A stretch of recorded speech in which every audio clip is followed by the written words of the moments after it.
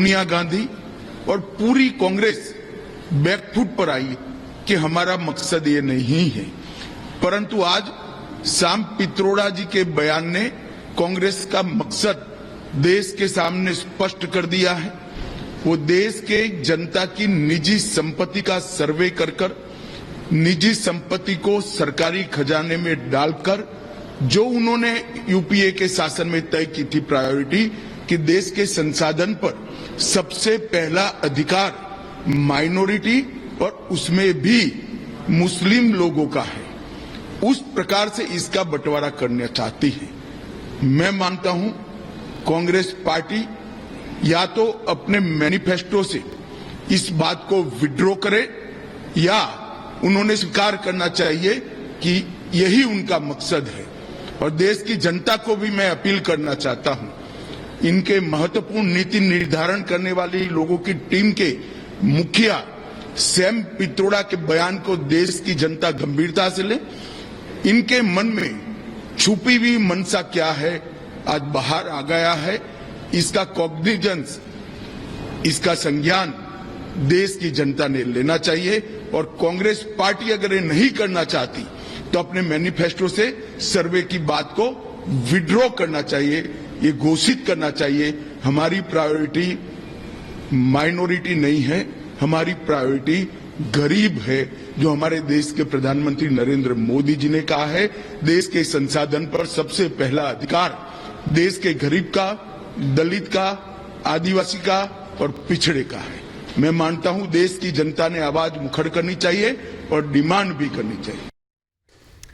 तो केंद्रीय गृह मंत्री अमित शाह को आप सुन रहे थे प्रहार करते हुए जबरदस्त कांग्रेस पर, लेकिन वैभव ये एक और सेल्फ गोल कांग्रेस का जिसको बीजेपी ने हथियार बना लिया है, लपक लिया है। बैठे बिठाए बीजेपी को भी एक मुद्दा मिल गया है। किस तरह की प्रतिक्रियाएं इस पर आ रही है?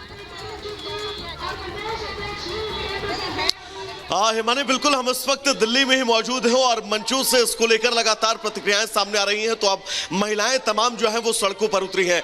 मैम, इस तरह से आर्थिक सर्वे की बात कांग्रेस की तरफ से कही जा रही है, उनके मैनिफेस्टो में महिलाओं का क्या रिएक्शन है? देखिए, राहुल गांधी जी ने हमेशा वोट बैंक की बात की है। कांग्रेस ने जब भी बात की है केवल वोट बैंक पे बात करते हैं वो लोग।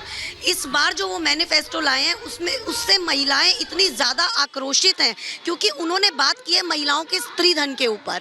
उन्होंने जो एक स्त्री धन होता है, कुछ उनको मायके से मिलता है, कुछ उनको ससुराल से मिलता है और कुछ वो अपनी पाई पाई बचाकर इकट्ठा करती हैं। अब कांग्रेस बात करती है कि इतने ग्राम तो महिला रखेंगी, इतने ग्राम पुरुष रखेंगे, बाकी हम सब बांट देंगे। क्यों भाई, क्यों बांट दोगे? आपको क्या राइट है किसी के धन को बांटने का? तो कांग्रेस हमेशा ही तुष्टीकरण की बात करती है, हमेशा सांप्रदायिकता की बात करती है, एक अल्पसंख्यक समाज की बात करती है, जबकि जो भाजपा है वो सभी को साथ लेकर चलती है। मैम, आप क्या कहना चाहेंगी इस आर्थिक सर्वे को लेकर जो कांग्रेस के मैनिफेस्टो में? मैं यही कहना चाहूँगी कि जो कांग्रेस है ये हमेशा मुस्लिमों को बढ़ाती है और ये जातिवाद फैलाती हैं, जबकि जातिवाद हमें नहीं फैलाना चाहिए क्योंकि जातिवाद से कुछ नहीं होता। हमें अलग अलग फ्रैक्शन आ जाते हैं और हम भेदभाव करने लगते हैं। हमें एकता का देना चाहिए जो कि मोदी जी कर रहे हैं। धर्म के नाम पे और जाति के नाम पे वोट कभी नहीं लेनी चाहिए। हमें नारियों का सम्मान करना चाहिए और हमारी बीजेपी में नारियों का सम्मान होता चला आया है। देखिए मानी, और भी महिलाओं से हम बात करेंगे, लेकिन इनके हाथों में जो पोस्टर है वो हम एक बार अपने दर्शकों को दिखाएंगे। इस पोस्टर में भी लिखा हुआ है कि महिलाओं का मंगलसूत्र बचाना है और कांग्रेस को हटाना है। महिलाओं को अपना गहना बचाना है तो कांग्रेस को हटाना है। ये क्यों आप लोग कह रही हैं? जो राहुल जी कह रहे हैं वो हम औरतों का अपमान कर रहे हैं, हमारी पाई पाई को वो हमसे छीनना चाह रहे हैं, जो कि कभी भी नहीं होना चाहिए। महिलाएं किस तरह से जोड़ बटोर कर अपनी जो गृहस्थी है उसको मजबूत करती हैं, अगर उस पर कोई हाथ डालता है तो आप लोग क्या करेंगे? देखिए, बिल्कुल वो जैसे मैंने पहले ही बताया कि महिलाएं पाई पाई बचा के अपना वो स्त्रीधन इकट्ठा करती हैं कि अगर कभी मुसीबत पड़ी तो हम उसे खर्च करेंगे। लेकिन आज राहुल गांधी ने एक मंगलसूत्र के ऊपर, बहनों के मंगलसूत्र के ऊपर भी सवाल उठाया है। मैं राहुल गांधी जी से ये कहना चाहती हूँ कि एक मंगलसूत्र की कीमत तुम क्या जानो राहुल जी, क्योंकि तुम्हारे पास ना कोई मंगलसूत्र पहनने वाली है ना कोई मांग में सिंदूर भरने वाली है, तो उनको इस मंगलसूत्र की कीमत नहीं पता। यहाँ पर महिलाओं की प्रतिक्रिया खासतौर से सामने आ रही है। आपके पास वापस लौटेंगे, इसी बीच एक बड़ी खबर का रुख कर लेते हैं। कांग्रेस पर मुख्यमंत्री योगी आदित्यनाथ का हमला, कांग्रेस पर सत्ता चाहती है, ये योगी आदित्यनाथ कह रहे हैं। देश की कीमत पर सत्ता चाहती है कांग्रेस। ये बड़ी खबर आपको बता दें, देखिए किस तरीके से तीखी बयानबाजी हो रही है।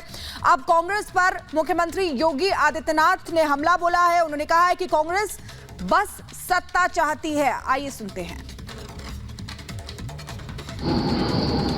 कांग्रेस ने भी अपना घोषणा पत्र जारी किया है। इंडी गठबंधन के अलग अलग दल भी अपने अपने घोषणा पत्र जारी किए हैं। मित्रों, इंडी गठबंधन और खासतौर पर कांग्रेस और उनके सहयोगी दलों के जो घोषणा पत्र हैं, घोषणा पत्र के विभिन्न प्रावधानों के खतरनाक इरादों की तरफ ही ध्यान आकर्षित करने के लिए आज हम सब जनता जनार्दन का ध्यान आकर्षित करना चाहते हैं। जनता जनार्दन का ध्यान, और खास तौर पर इन मुद्दों को लेकर के एक तरफ 1970 के दशक में तत्कालीन प्रधानमंत्री श्रीमती इंदिरा गांधी जी ने देश को गरीबी हटाओ का नारा दिया था। गरीबी नहीं हट पाई क्योंकि इस प्रकार के कार्यक्रम नहीं थे। उनके 19 सूत्री 20 सूत्री कार्यक्रम बनते थे, लेकिन वे फाइलों तक कैद होकर के रह जाते थे। शासन स्तर पर अगर किसी गरीब के लिए योजना का लाभ भी देने की बात होती थी तो कमीशन खोरी की भेड़ चढ़ जाती थी। योजना का लाभ चेहरा देख करके देने की जो प्रवृत्ति कांग्रेस ने उस समय प्रदान की थी, कमोवेश वही स्थिति हम लोगों को यूपीए सरकार के सामने और विभत्स रूप में देखने को मिला। कोई भी इस प्रकार के प्रमाण कांग्रेस या उसके सहयोगी दल नहीं दे सकते कि जिन्होंने देश के अंदर सर्वाधिक समय तक शासन किया, आखिर इतने लंबे समय तक शासन करके 65 वर्षों से अधिक समय तक देश के अंदर शासन करने के बावजूद उनका पॉलिटिक्स परफॉर्मेंस पर आधारित क्यों नहीं बन पाया था।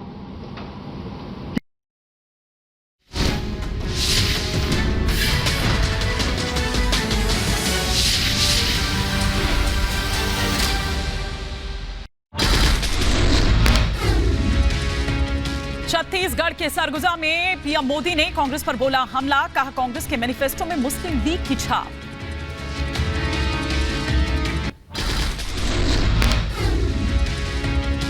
आरक्षण पर पीएम मोदी ने कांग्रेस को घेरा, कहा एससी एसटी और ओबीसी का आरक्षण छीनना चाहती है कांग्रेस। कांग्रेस नेता सैम पित्रोदा के बयान पर गृह मंत्री अमित शाह का हमला, कहा कांग्रेस की छिपी मंशा देश के सामने आ चुकी है। पित्रोदा के बयान पर जवाब दे कांग्रेस। यूपी के सीएम योगी आदित्यनाथ का कांग्रेस पर बड़ा हमला, कहा कांग्रेस का इरादा खतरनाक है। लोगों की संपत्ति का सर्वे करवाकर कांग्रेस मन मुताबिक करेगी उसका बंटवारा। खबरों में आगे बढ़ेंगे। इधर आरएलडी नेता मलूक नागर का सैम पित्रोदा पर हमला, कहा उनकी दिमागी हालत ठीक नहीं, विदेश में बैठकर कुछ भी बोलते रहते हैं। सैम पित्रोदा के बयान पर यूपी के डिप्टी सीएम ब्रजेश पाठक का हमला, कहा पित्रोदा का बयान कांग्रेस पार्टी की आंतरिक रणनीति का हिस्सा है। सैम पित्रोदा के बयान पर उत्तर प्रदेश के डिप्टी सीएम केशव प्रसाद मौर्य भी हुए हमलावर, कहा कांग्रेस के असली चरित्र को पीएम मोदी ने किया बेनकाब, इसलिए कांग्रेस बौखला गई है। अमरावती लोकसभा सीट से बीजेपी प्रत्याशी राणा का कांग्रेस नेता राहुल गांधी पर हमला, कहा राहुल गांधी और कांग्रेस देश में हुक्मशाही करना चाह रहे हैं। पीएम मोदी के बयान पर कांग्रेस नेता प्रमोद तिवारी का हमला, कहा पीएम मोदी के दोस्त हैं अमीर, पीएम मोदी नहीं चाहते कि कमजोर वर्ग को उनके दोस्तों के बराबर आर्थिक दर्जा मिले। प्रियंका गांधी के बयान को मेरा समर्थन। कांग्रेस पार्टी ने सैम पित्रोदा के बयान से झाड़ा पल्ला। सूत्रों के मुताबिक पार्टी ने कांग्रेस नेताओं को दिया निर्देश, पित्रोदा के बयान पर कुछ भी नहीं कहें कांग्रेस नेता।